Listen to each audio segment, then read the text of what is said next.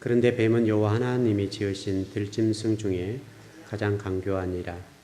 뱀이 여자에게 물어 이르되 하나님이 참으로 너희에게 동산 모든 나무의 열매를 먹지 말라 하시더냐.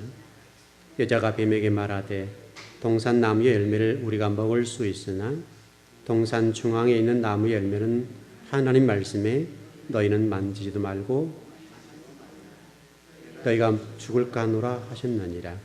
뱀이 여자에게 이르되 너희가 결코 죽지 아니하리라. 너희가 그것을 먹는 날에는 너희 눈이 밝아져 하나님과 같이 되어 선악을 알 줄 하나님이 아심이니라. 여자가 그 나무를 본즉 먹음직도 하고 포함직도 하고 지혜롭게 할 만큼 탐스럽기도 한 나무인지라. 여자가 그 열매를 따먹고 자기 함께 있는 남편에게도 주매 그도 먹은지라. 아멘.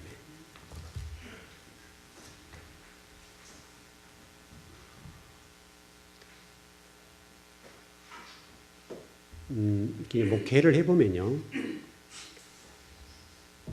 어느 순간까지는 성도들이 이렇게 신앙이 상당히 이제 성장해 가고 있고 또 그게 보여집니다. 그런데 이제 그 섭섭막이라고 합니까? 이게 들어가면요, 그동안에 쌓아 올렸던 탑이 하루아침 무너집니다. 여러분, 창세기 그 얘기를 하고 있거든요. 그러니까 우리가 어떻든 이제 성도 입장에서는 아마도 주의 종에게 인정받고 싶은 건 사실이죠. 그럴 겁니다. 이해합니다. 근데 저는 이제 목회를 하는 동안에 제가 이제 그런 식으로 잘 목회를 안 해왔거든요. 지금까지. 그 잘된 일인지 못된 일인지 모르지만 어떻게 보면 성도들의 뭐 비유를 마치거나 인간적인 입장에 접근해 보질 않았어요. 이제 그 입장에 목회를 하다 보니까 성도들이 저를 아는데, 그런데도 어느 순간이 되면 성도들이 목회자에게 뭐 인정을 받고 싶거나 또 좀 이렇게 높여주기를 원한다고 하나요? 높여주기를 원하는 그런 마음도 있는 것 같아요. 그럴 수 있을 겁니다. 우리 사람이니까 그럴 수 있는데, 문제는 그런 문제가 있을 때 극복해 내야 되잖아요. 극복해 내면 됩니다. 왜냐하면 사단이 우리를 가만 놔두겠습니까? 어떻게든 무너뜨리려고 하고 어떻게든지 우리가 하나님 나라를 세우는 데 있어서 같은 공동체를 일을 못하게 만들려고 하는 것이 사단의 역할이거든요. 사단은 교묘하게 우리가 들어와가지고 이렇게 찌르거든요. 근데 그게 딱 넘어지게 되면 상당히 회복이 불가능한 상태로 가버리니까, 그러면 이제 목회자 입장에서는 성도들을 세워서 어떤 계획을 세웠거나 하나님 나라로 어떻게 가야 되겠다는 큰 구상을 가지고 하잖아요. 그런데 이게 상당히 지장을 받게 되는 거예요. 상당히 어떤 그런 지장을 받아서 상당히 하나님 나라에 손실이 오는 거예요. 그래서 여러분들이 어떤 뭐랄까요? 인간적으로나 어떤 이런 부분에 있어서는 좀 초연해졌으면 좋겠습니다. 여러분, 그거 아무것도 아닙니다. 세상 속에서 누구에게 인정을 받고 또 뭐 교회 안에서 내 유치나 내 지위나 명예나, 이것은 세상적인 관점이잖아요. 세상적인 관점이니까 여러분들 그런 문제 때문에 여러분이 어떤 어려움이 오거나 마음의 시험이 오거나 그럴 때는 여러분 스스로 극복해 내길 바랍니다. 또 제가 목회하는 동안에 그렇게 해도 어차피 저 목사님은 저런 분이니까 하고 이해하면 될 거 아니에요. 그럼 이해되셨죠? 왜냐하면 제가 막 똑같은 다른 성도들에게 다르게 하면서 어떤 한 성도에게 그렇게 한다면 모르지만 원칙이 그러니까요. 원칙이 성도 모든 사람이 똑같거든요. 모든 성도를 대할 때에 지나치게 잘해주지도 않고 또 지나치게 못해주지도 않고 항상 그 입장에 보고 있거든요. 그리고 어떻게 하면 저 성도를 바로 세울 것이냐, 여기만 고민하는 목사이지 여러분들 옆구리 긁어가지고 정말 목회자 앞에 와서 아부하게 만들고 이렇게 하는 목회는 안 하거든요. 그냥 큰 그림을 그리고 가는 것뿐이에요. 그러니까 어떤 성도를 잘해주고 어떤 성도를 못해준다 이런 관점이 아니잖아요. 똑같은 성도를 똑같이 대한단 말이죠. 그 원칙 하에서 목회, 물론 제가 기질적인 부분이 그러겠습니다만은 원래 좀 목회를 잘하려고 하면 여러분 옆구리를 긁어줘야 될 겁니다. 이렇게 좀 가려운 데를 잘 긁어주는 목회를 하면 여러분 훨씬 신이 날 거 아니에요. 근데 순간적으로는 신이 날지 모르지만 성장은 안 된단 말이죠. 저는 여러분의 신앙의 성장에 초점을 두고 가는 거고, 뭐 여러분에게 제가 뭐 인기 받을 이유가 없잖아요. 그렇지 않습니까? 그런 입장에 목회를 하다 보니까 때로는 성도들이 그런 부분에 오해가 생길 수도 있는데, 지금 이 창세기 얘기를 하는 거예요. 제가 지금 여러분 설명을 하는 거예요. 창세기를. 지금 하와가 지금 하나님 앞에나 지금 사람 앞에 이렇게 됐다 이 말이죠. 하와가 아담이 보니까 하나님 입장에 봤을 때 섭섭마귀가 들어간 거예요. 지금 이 마귀가 지금 하와 아담을 그렇게 유도해서 끝난 거예요. 섭섭마귀를 딱 집어넣어 주니까 뭐랄까요? 아담 하와가 하나님 자신 앞에서 섭섭함을 토로하게 되고, 그리고 나서 어떻게 됩니까? 포악해지고 하나님을 포악한 분으로, 과격한 분으로 이렇게 토로를 하기 시작하는 거죠. 그렇게 되다 보니까 아담과 하와가 회복 불능 상태로 가버린 거예요. 한번 이렇게 딱 돌아서면 사람이 이상하잖아요. 그런 입장에 대해서 그 이후로 이 아담 하와의 모습을 보면 겁이 없어져요. 겁이 없다고요. 하나님 두렵거나 하나님의 무서움을 전혀 알지 못하고 그렇게 되는 경우들이 상당히 있어요. 그래서 여러분이 인생을 살다 보면 여러분 부모 자식 간에 또 부부 간에 여러분 좀 때로는 섭섭할 때 있어요, 없어요? 부모 자식 간에도 섭섭할 때가 있고 자기 어떤 형제 간에도 그렇고 부부 간에도 섭섭할 때가 있는데 어찌 한 공동체 안에서 성도 상호 간이나 목회자 앞에 섭섭하는 게 없겠습니까? 근데 그것 때문에 무너질 정도 되면 안 된다고요.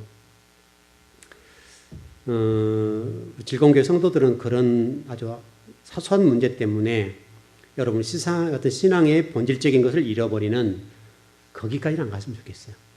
그냥 하루 정도 목사님 사랑도 좀 받고 싶은데 이렇게 할 수는 있겠습니다.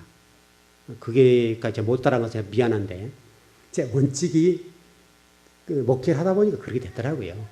목회자가 또 중심을 잡고 딱 서서 원칙대로 딱 끌고 나가야 교회가 되지, 성도들의 어떤 그 기질에 따라서 목회자가 움직이면 교회가 혼란스러워져요.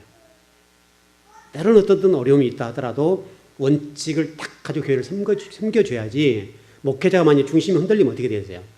성도들의 어떤 성향에 따라서 목회자가 이렇게 저렇게 막 해주면 얼마나 교회가 혼란스럽겠습니까? 그러니까 어떤 하나님이 저를 통해서 우리 교회를 세우실 때는 저의 그런 부분까지 사용하실 것 아닙니까? 또 여러분 하나님 입장에서 보세요. 하나님도 여러분 막 부안해동 하시던가요? 하나님같이 원칙이 철저한 분이 안 계시잖아요. 철저하게 진리 앞에 여러분 하나님 보세요. 흔들림 한 분이 없잖아요. 설령 이스라엘 백성 다 죽이는 한이 있더라도 하나님 원칙이 벗어나질 않잖아요. 그러니까 여러분 신앙이 그런 거라 저는 봅니다. 그래서 제 기질적인 면도 있을 것이고, 또 제가 성경을 많이 공부하다 보니까 자연스럽게 성경의 사고 의식구조 저게 젖어들었는지 모릅니다. 그리고 제게 목회관이 그렇게 형성됐는지 모릅니다.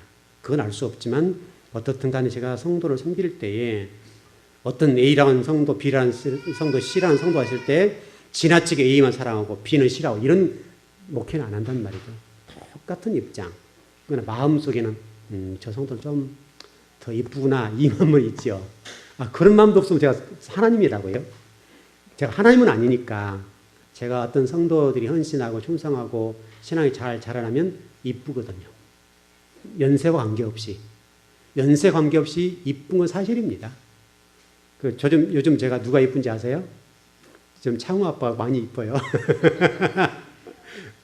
왜냐하면 듬직하잖아요. 듬직하고 신앙 연조는 많이 되지 않으셨지만 우리 교회 오신 뒤로 신앙이 많이 성장하셨어요. 그 목회자 입장에서는 그렇게 뿌듯해요. 그 성도를 바라보면 제가 막 표현을 못하지요. 표현을 안 하는데, 왜냐면 제가 잘 안 하잖아요. 그래. 잘 안 하니까 저 양반은 무슨 속을 갖고 있는지 모르겠다 할지 모르지만은 마음속으로는 저렇게 예배 열심히 참석해주니 이쁘다. 참 귀하다. 이런 생각을 많이 해요. 이제 두 부부 얘기하는 거예요, 지금. 뭐 다른 성도 똑같습니다, 여러분. 다 여러분도 그래서 사랑을 받았을 그때쯤은. 지금 창원에 가지 막 신앙이 성장할 때니까. 우리 작년 같은 경우 우리 김혜경 집사님이나 또 저기 최 집사님 같은 경우나 이런 분들, 또 저기 누구죠? 도겸미 집사님 같은 분들. 작년에 많이 이게 신앙이 성장할 때 제가 마음이 그렇게 뿌듯했거든요. 지금은 자리를 딱 잡았잖아요. 자리를 잡아 가잖아요.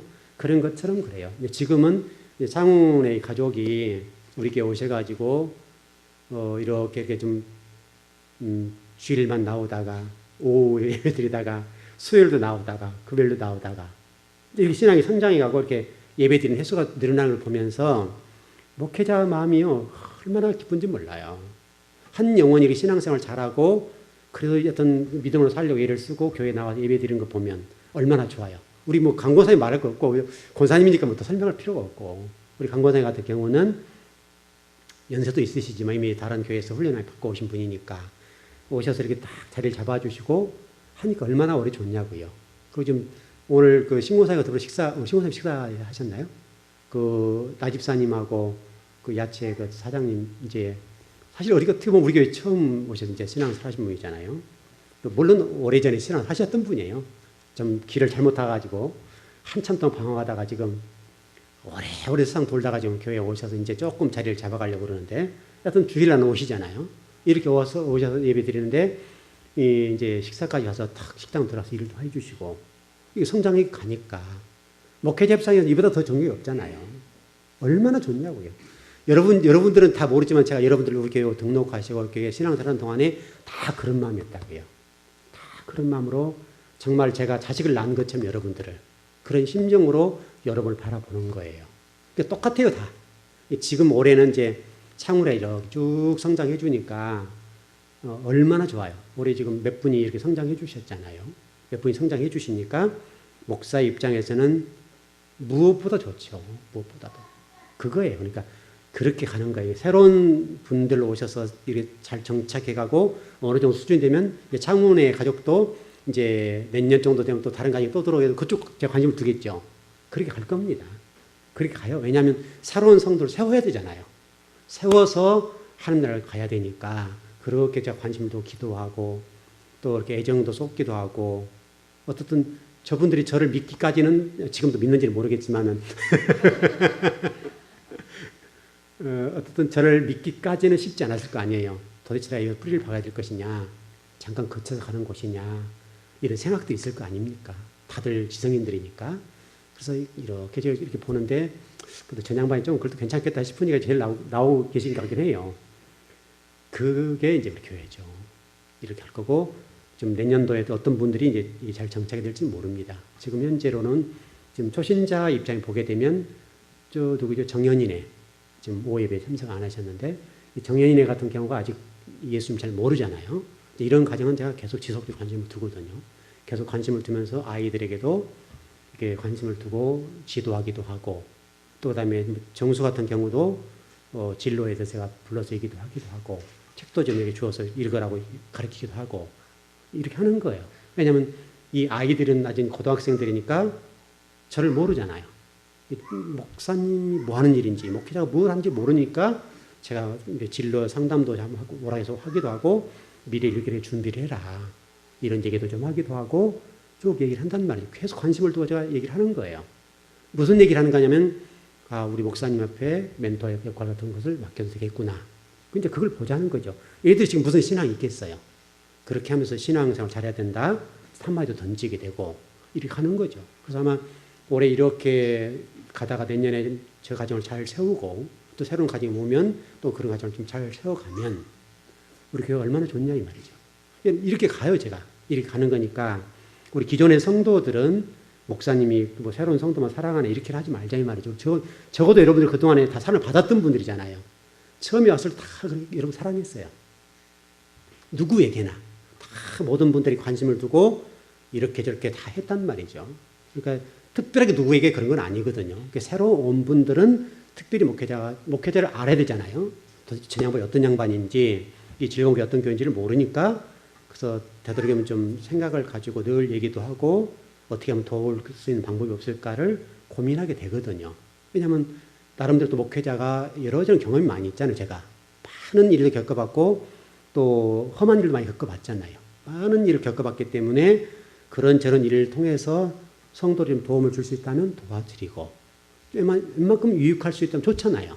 그렇게 가는 거니까 여러분들이 그런 부분에 관해서는 오해가 없고 잘 섬겨주면 좋겠죠. 그런 문제점을 여러분이 신앙이 이제 어느 정도 좀 성숙하고 오랜 신앙생활 한 분들이 인간적인 어떤 말 때문에 섭섭하거나 그것 때문에 마음이 흔들리거나 신앙이 흔들릴 정도가 돼서는 안 된단 말이에요. 그 흔들려 보면 안 되는 거예요. 제가 그 주보에 글을 썼는데 어떤 분 제가 전도했던 과정을 제가 기록해놨을 겁니다. 해놨는데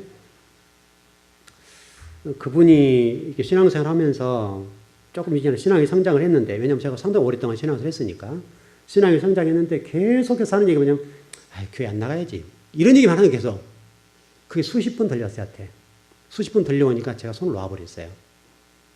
일반 목사님들 같으면 그렇게 안 하죠. 어떻게든지 그분 비율을 맞춰주죠. 비율을 맞춰주는데 저 정도 같으면 뭐 우리 교회 아니어도 어디 가서 신앙생활 하겠다 싶었어요. 물론 그래도 좀 모르는 부분이었고 그랬는데 얼마 전에 제가 통화를 했어요. 그분이 저한테 전화를 했더라고요. 잘 못 눌러서 하여튼 전화가 오긴 왔는데 제가 통화가 된 거예요. 그분이 잘못 누른 거예요. 잘못 누르는데 목사님한테 뜨니까 그게 전화가 왔다는 거예요. 딱 그래서 제가 전화를 했더라고요. 근데 대화를 제가 상당히 30분 동안 통화를 했죠. 30분 통화를 했는데 통화하는 동안에 딱 어제 만났던 분과 통화하는 느낌이었어요. 그러면서 그분이 저한테 그런 얘기를 해요. 목사님, 왜 내가 이렇게 됐는지 모르겠어요. 이렇게 얘기를 하는 거죠. 그래서 만나서 이제 어떤 통화상으로 쭉 대화를 나누고 권사님한테 만나서 반갑다고 전화상으로 이제 쭉 그런 얘기를 한 거죠. 이제 그런 속 얘기를 하지 못했지만 그분을 제가 손을 놓아버렸어요. 손을 놓아버리고 그랬는데 그분은 저한테 무슨 얘기를 하고 싶었는가 하면 사랑받고 싶다는 얘기를 한 거예요. 제가 안 거죠.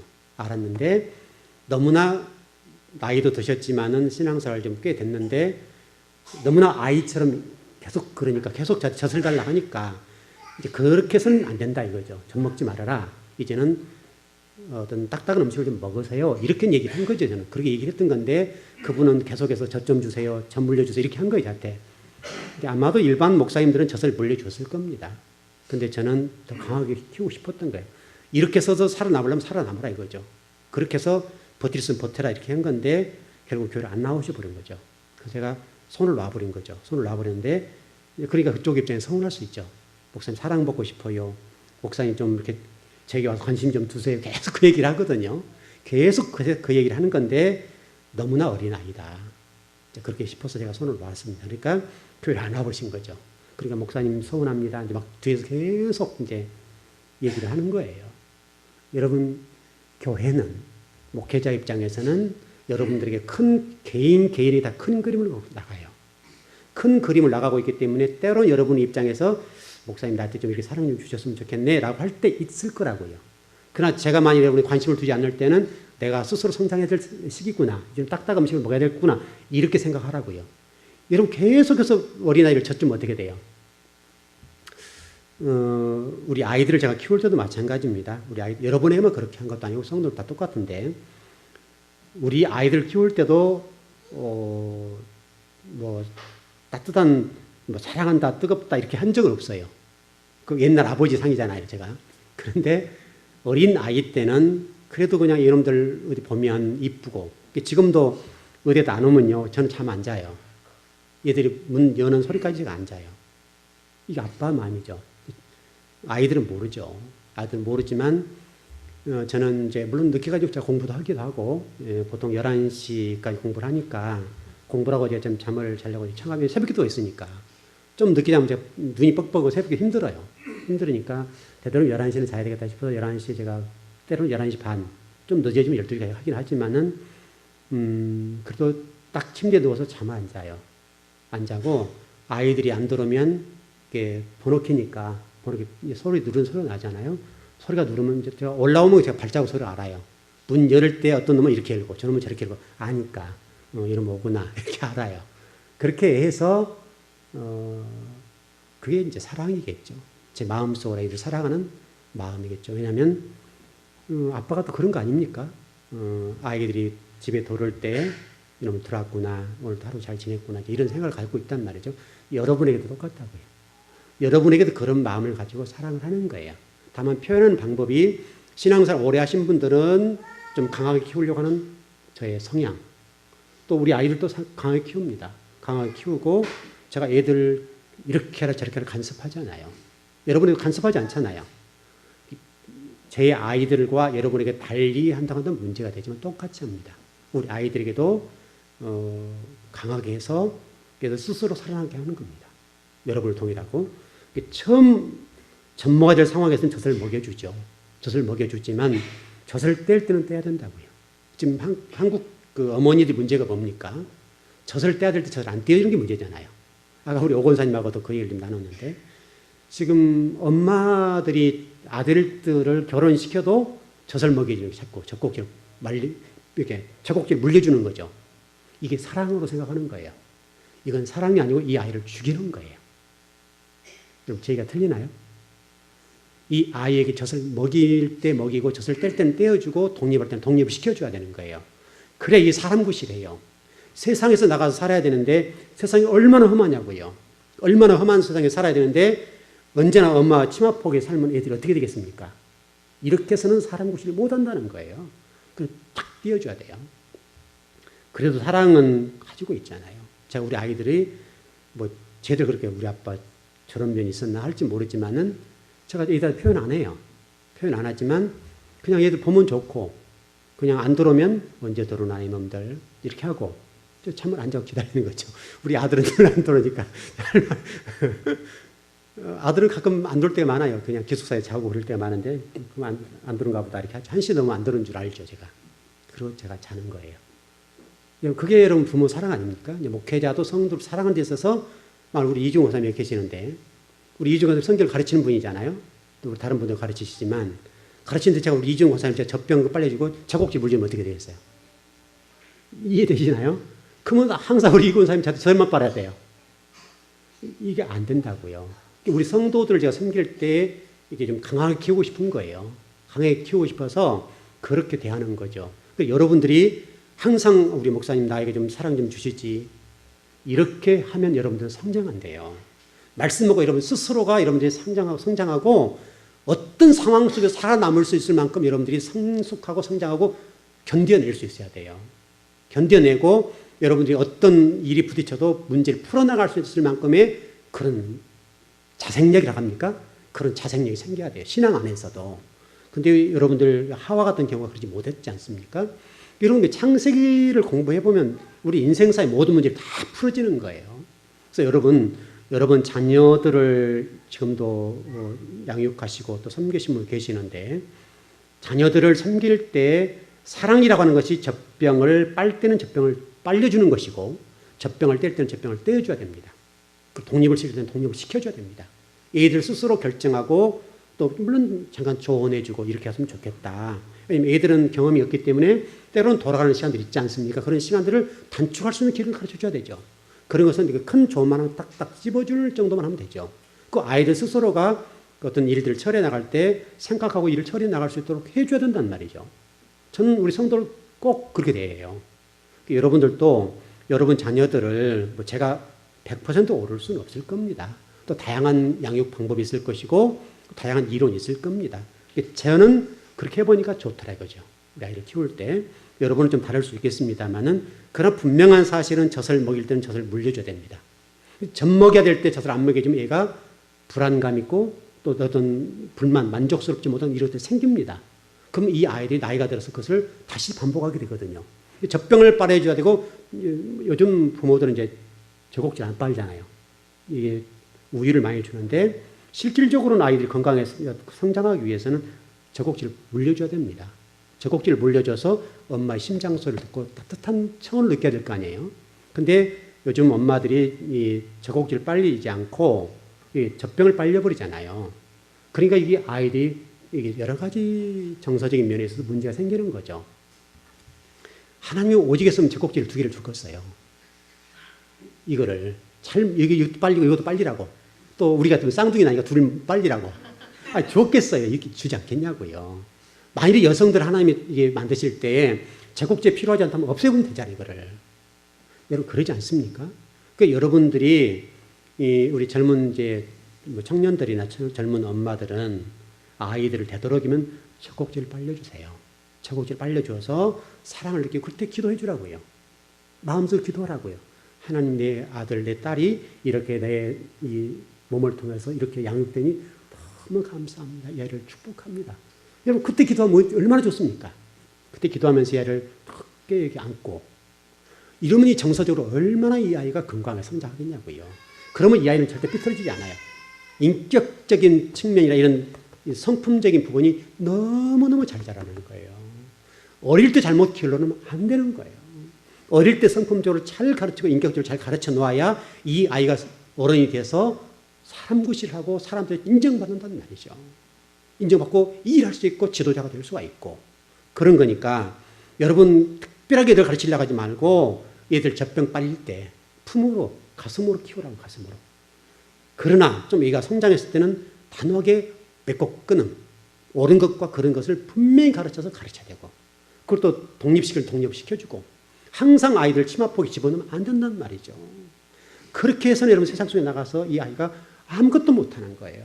여러분 그렇게 키우면 결혼한 다음에도 이 아이가 아마 품으로 들어가요. 그럼 여러분 치마폭으로 들어가가지고 계속해서 징얼거리고 젖병 달라고 젖 달라고 하면 어떻게 할 거냐 말이죠. 멀리 보고 여러분들이 이런 공부들을 잘 해놓으시면요 얼마나 유익합니까? 우리 지금 결혼하지 않는 이런 형제 자매도 마찬가지고 또 지금 아이를 낳을 수 있는 그런 부모된 입장에 있는 계신 분도 마찬가지인데 적어도 3살 이전에 교육을 잘 시켜야 됩니다. 그걸 잘 시켜야 이 아이가 평생을 잘 살 수가 있는 거예요. 근데 왜 우리 부모들이 너무나 과복을 하는 거죠? 너무나 또 이게 물질이라는 것 때문에 애를 띄워놓기도 하고 어릴 때 여러분 그렇게 잘 하셔야 됩니다. 이게 3년 안에 결정이 끝나버리는 거예요. 그때 성품이 다 완성돼 버려요.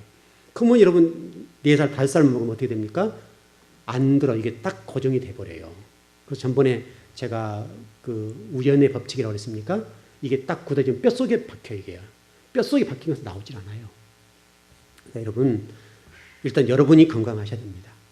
여러분 이런 공부들을 통해서 여러분이 건강하셔야 아이를 건강하게 키울 수 있습니다. 이거 얼마나 중요한 거냐고 여러분. 여러분 자녀의 미래, 여러분 가정의 미래, 하나님 나라의 미래, 또 교회의 미래가 달려있는 문제잖아요.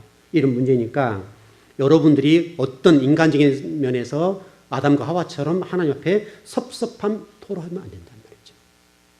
하나님이 얼마나 아담과 하와에게 모든 걸 다 줬잖아요. 모든 거를. 에덴 동산에 모든 것들을 다 줬잖아요. 우리 부모가 그러잖아요. 목회자도 그러잖아요. 여러분. 목회자도.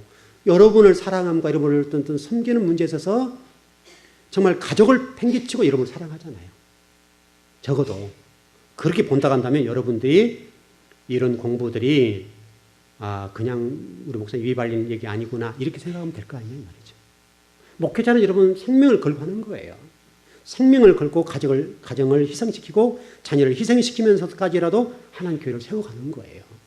그러니까 여러분이 그렇게 생각하시고 오늘 아담과 하와 같은 하나님에 관해서 섭섭한 마음을 토로하지 않았으면 좋겠어요. 그래서 아담과 하와가 뭐라고 얘기합니까? 하와가 그런 얘기, 만지지 말라고, 만지지 말라고. 이게 섭섭하다, 이 말이에요. 섭섭하다, 이게 하나님 앞에. 하나님 언제 만지지 말라고. 만지란 말은 써보지 않았잖아요.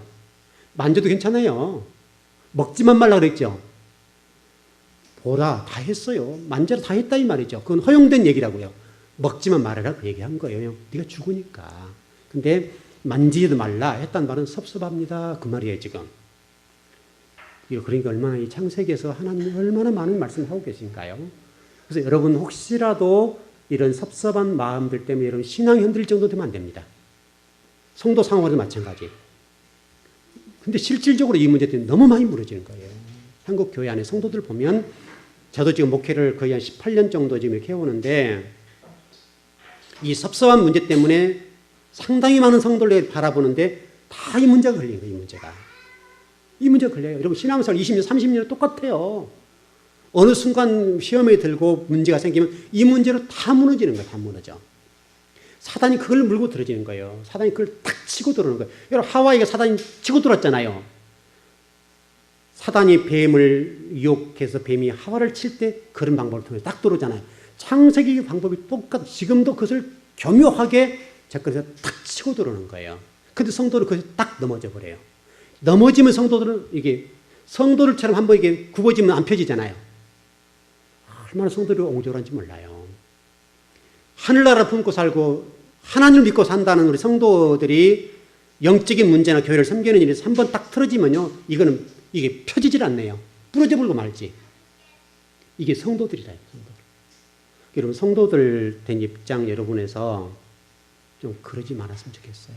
제가 그분하고 통화하는 과정에서도 그 생각을 많이 했어요. 저는 항상 그 자리에 있었어요. 그분들이 그렇게 변한 것 뿐이지 저는 항상 그 자리에 있었어요. 지금도 마찬가지예요. 지금도 마찬가지고 제가 그 가정을 염려하고 지금도 그 가정을 해서 제가 안부도 물으면서 이런 상황 어떠냐 물었어요. 계속 관심을 두니까요. 엊그저께는 그 가정에 누가 우리 집 그 휴대폰에 문자를 내가지고 목사님 급하니까 돈 좀 더 주세요. 이런 문자도 오더라고요. 급하니까. 여러분 이게 목회자의 길인 거예요.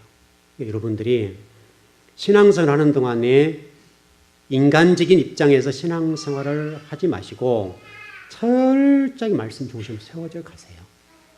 흔들리지 않아요. 그런 사소한 문제 때문에 본질이 흐트러면 안 되잖아요. 본질이 흐트러지고 그 작은 일 때문에 신앙관이 흔들리면 안 되잖아요. 그건 아주 잘못된 거잖아요. 근데 여러분 지금 들을 때는 누가 그러려고 나 같은 분 절대 안 그래. 그럴 겁니다. 근데 여러분도 어떤 문제에 딱 걸리면 딱 그 생각이 들어요. 틀림없어요. 왜냐하면 이것은 여러분 때문이 아니라 사단이 여러분을 그렇게 공격하니까. 사단이 교묘하게 그런 계략을 가지고 들어와서 하와와 아담을 무너뜨려서 그렇게 무너뜨리는 거예요. 그래서 창세기 3장에 이 사단이 사람을 무너뜨리는 방법이 그랬잖아요. 그 방법을 딱 걸고 넘어지니까 목사님 그러셨어? 이렇게 딱 가는 거죠. 하나님 이렇게 말씀하셨잖아요. 아담에게 말씀하셨어요. 선악과를 먹게 되면 너는 정령 죽으리라. 근데 여러분 보세요. 하와가 뭐라고 말합니까? 죽을까 하노라. 이렇게 되잖아요. 이제 담대해진 겁니다. 담대해져요. 죽을까 하노라라고 하는 무슨 얘기예요? 죽을지도 모른다. 근데 안 죽을지도 모른다. 이 말이잖아요. 이렇게 말씀이 딱 바뀌는 거예요. 여러분들이 우리 교회에서 말씀 많이 배웠잖아요. 다 배운 말씀도 그 시험에 잘 딱 들어가면 다 휴지 조각 돼버려요. 그건 아니잖아요. 하와가 지금 보세요. 하와가 그렇고 아담도 그렇게 되는 거죠. 그러니까 죽을까 하노라 하면서 하나님 말씀에 대해서 이제는 공격의 대상이 되고 하나님 말씀을 다 휴지 조각처럼 버려버리는 거예요. 그동안 우리 교회에서 말씀 배운 게 뭐가 되냐고 하면 그동안에 이렇게 배웠던 부분이 아무것도 아니게 된다고요. 말씀에 든든히 세워있지 않으면. 여러분은 그러지 않았으면 좋겠습니다. 하와가 겁이 없어지기 시작합니다. 겁이 없어지니까 어떻게 합니까? 두려움이 없어지게 되고 그리고 당연하게 선악과를 따먹게 되는 것이죠. 이제 이것은 완전히 이제 잘못된 것이잖아요. 적어도 여러분과 제가 성경을 제대로 배우고 있고 바르게 하나님 말씀 배우게 된다면 우리가 그런 문제에 대해서 담대하지 않았으면 좋겠습니다. 항상 말씀 중심적으로 하나님 말씀이 어떻게 말씀하신다면 설령 내 생각이 틀리고 내 방법이 설령 옳다 하더라도 진리가 그렇다고 한다면 그렇게 하는 것이 맞는 거예요. 그러지 않습니까? 성경이 틀린 적이 있습니까? 여러분 자신을 위해서 기도하신 분도 계시지만은 여러분 자신을 위해서 기도를 누가 제일 많이 하나요? 여러분이 많이 합니까? 몇몇 분들을 제외하고는 저보다 못하잖아요. 여러분 개인적인 부분을 향해서. 여러분들은 하루에 얼마 정도 기도하는지 모르겠지만은 또 여러분을 늘 생각하고 고민하고 염려하는 일이 있겠지만은 그러나 목회자는 여러분들 영혼 미래 여러분 자녀들 가정을 생각하면서 어떻게 하면 저 가정 바르게 세울까? 어떻게 하면 저 가정들을 좀 진리 안에 바르게 세워갈까? 항상 그 고민이 쌓여있잖아요. 항상. 이게 자유롭지가 않다고요.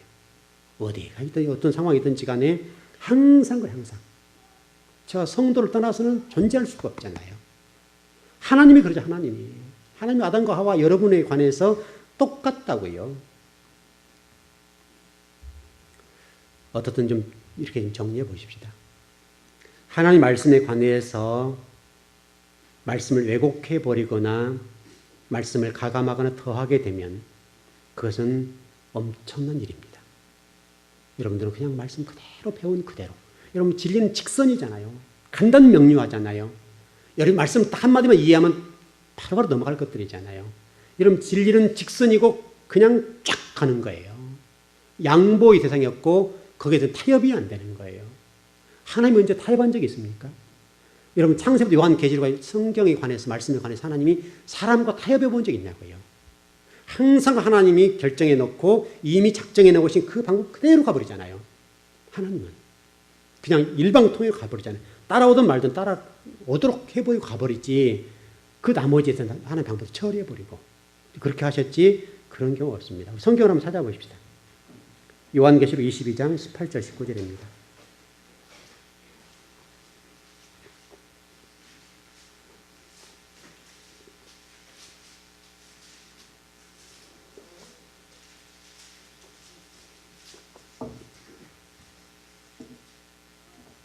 요한계시록 22장 18절 19절입니다. 시작. 내가 이 두루마기의 예언의 말씀을 듣는 모든 사람의 증언하노니 만일 누구든지 이것들 외에 더하면 하나님이 이 두루마기에 기록된 재앙들을 그에게 더하실 것이요 만일 누구든지 두루마리의 예언의 말씀에서 제하여 버리면 하나님이 이 두루마리에 기록된 생명나무와 및 거룩한 성의 참여함을 제하여 버리시리라. 이게 주의 종들에게 얼마나 두려운 말씀이고 여러분에도 두려운 말씀일까요? 여러분 주의 종 자리가 이렇게 두려운 자리입니다. 길 가깝잖아요. 왜냐하면 목회자 말씀 전할 때가 많으니까. 여러분 여기서 말씀을 어떻게 한다고요? 더하면요. 이 두루마리에 기록된 재앙을 내리고 만약 말씀을 제하여 버리면 어떻게 한다고요? 두루마리에 기록된 생명나무와 및 거룩한 성의 참여함을 제하여 버린다. 지옥 보내버린단 말이잖아요. 얼마나 무섭냐고 이게요. 그래서 말씀을 제대로 잘 배워야 됩니다. 말씀 배우기 힘이 들고 어렵지만 그냥 탁탁하게 제가 말씀을 전해드리지만은 잘 배우셔야 됩니다. 여러분 죽고 사는 문제니까. 여러분의 영혼의 미래가 결정되는 문제고 여러분의 영혼의 문제가 천국과 지옥의 문제를 결정하는 문제니까 얼마나 중요한지 몰라요. 얼마나 중요한지 몰라요. 결론을 정리하겠습니다. 여러분들은 말씀 있는 그대로 성경에 기록된 대로 믿으십시오. 그 말씀 그대로 믿으시면 됩니다. 거기에 대해서는 이렇다 저렇다 뺄 것도 아니고 달 것도 아니고 있는 그대로 그거 믿고 신앙생활 하시면 됩니다. 그러면 하나님이 여러분에게 이 창세기 문제 때문에 여러분 넘어지거나 쓰러지는 일은 없다고. 시험에 들 일이 없다고. 여러분 사람 보고 신앙생활 하는 거 아니죠? 저 보면 안 돼요. 성도도 보면 안 돼요. 하나님만 보세요. 목회자도 마찬가지고요. 목회자도 성도만 바라보면 무너집니다. 여러분 때문에 제가 때로는 힘들 때 있겠어요? 없겠어요? 있기만 하겠어요. 수두룩하지. 답답할 때가 얼마나 많겠어요. 제발 좀 이렇게 왔으면 좋겠다. 복을 가르쳐줘도 못 따라올 때 얼마나 힘이 들겠어요. 이렇게 말씀을 준비해서 이렇게 피땀 흘리고 여러분들은 말씀 받는 입장이니까 아무것도 아니잖아요. 얼마나 이걸 피땀 흘려서 말씀을 전하려고 애를 쓰는데 그걸 소홀히 했을 때 그 목회자가 얼마나 무너지냐고요. 한 주간 동안 잘 살아보십시오. 네, 기도하겠습니다.